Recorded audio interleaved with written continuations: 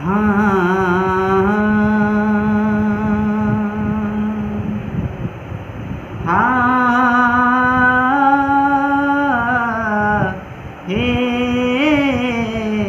माई हो, देखी नैना से रूप हम जुड़ाई गईनी हो, दुख गम सब हम अब भुलाई गईनी हो। अपने अचरा के छाँव में ही रखी है मैया,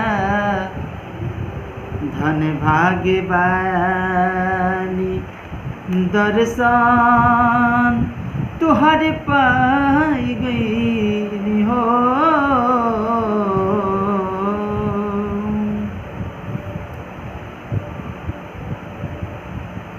ये शब्द में सब छुपल बा।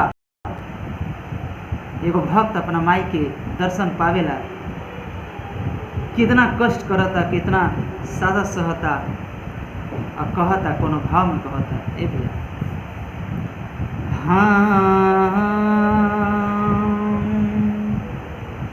हरे तो एगो किस्मत वो हो खेला, एगो किस्मत वो हो खेला, राउर दर्शनवा पावे के। एगो किस्मत वो हो खेला, राउर दर्शनवा पावे के।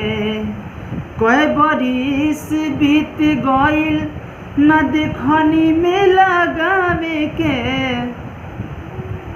हरे कई बरिस बीत गईल न देखनी में लगावे के। हरे त एगो किस्मत वो हो खेला, राउर दर्शनवा पावे के।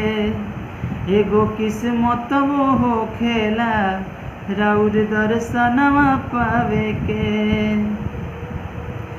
भला ही माई बानी बनल अभागा, बस तू ना छोड़ई है अपना नैया के धागा।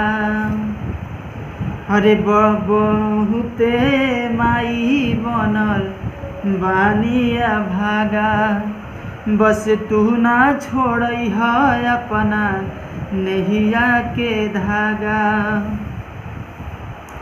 बहुत नाम सुनले बानी ए मैया राउर थावे के। बहुत नाम सुनले बानी हम रौरा थावे के। कि एगो किस्मत वो हो खेला, राउर दर्शनवा पावे के। हर एगो किस्मत वो हो खेला, राउर दर्शनवा पावे के।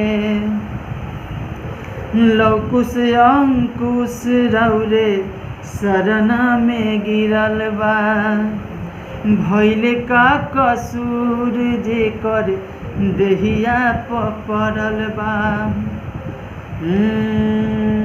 रोशन मनीष धर्म रौरे शरणा में गिरल बा, भइले का कसूर जेकर देहिया पड़ल बा।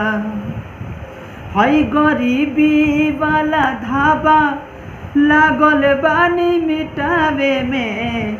हई गरीबी वाला धाबा लागल बानी मिटावे में।